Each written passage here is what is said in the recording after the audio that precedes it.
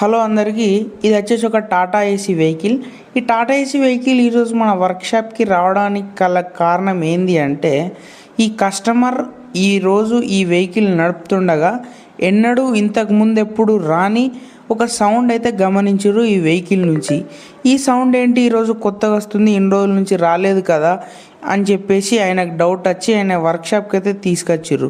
So vehicle వర్క్షాప్కి తీసుకొచ్చిన తర్వాత ఈ వెహికల్ యొక్క 4 వీల్స్ చెకప్ చేసిన తర్వాత నేను ప్రాబ్లం ఐడెంటిఫై చేసిన అంటే, సో బ్యాక్ సైడ్ ఉన్న రైట్ సైడ్ వీల్ అయితే ఎక్సెల్ బేరింగ్ పోవడం వల్ల సౌండ్ అనేది స్టార్ట్ అయిందని చెప్పేసి మనం ఐడెంటిఫై చేసినాం. సో ఈ ఎక్సెల్ బేరింగ్ ఇప్పుడిప్పుడే పోవడం అయితే స్టార్ట్ అయింది. ఇంకా కొన్ని రోజులు ఇలానే నడుచుంటే మాత్రం ఈ ఎక్సెల్ బేరింగ్ రన్నింగ్లో బయటికి వస్తుండే. సో ఈ కస్టమర్ని మనం మెచ్చుకోవచ్చు. సౌండ్ వచ్చిన వెంటనే వర్క్షాప్కి వచ్చారు కాబట్టి వీళ్ళు చాలా పెద్ద ప్రమాదం నుంచే తప్పించుకున్నారని మనం చెప్పుకోవచ్చు. సో చూసిరు కదా, కొత్త ఎక్సెల్ బేరింగ్ అయితే వేయడం అయితే జరిగింది.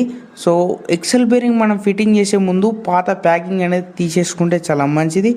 ఓకే, నేను ఇంకొక విషయం చెప్పాలనుకుంటున్నాను. అది ఏంటంటే, నా ప్రీవియస్ వీడియోలో నేను మీకు ఒక మ్యాటర్ చెప్పినది ఏంటంటే, ఒక టాటా మ్యాజిక్ వెహికల్ గురించి చెప్పి ఇది మీకు ఒక ఎగ్జాంపుల్ సౌండ్ని ఇగ్నోర్ చేసి నడిపితే ఎంత ఖర్చు వస్తుందో, ఎంత ఇబ్బంది అవుతుందో ఆ వీడియోలో నేను మీకు చెప్పిన కదా. ఆ వెహికల్ ఒక ఎగ్జాంపుల్ అని మీకు చెప్పిన. ఈరోజు ఈ వెహికల్ కూడా మీకు ఒక ఎగ్జాంపులే.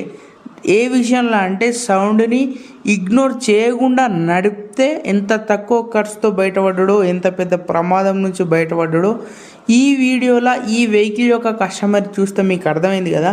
సో నేను అందుకే మీకు పదే చెప్తున్నా, సౌండ్ని మాత్రం ఇగ్నోర్ చేసి మాత్రం నడపకండి. అది ప్రాబ్లం చిన్నది కావచ్చు, పెద్దది కావచ్చు.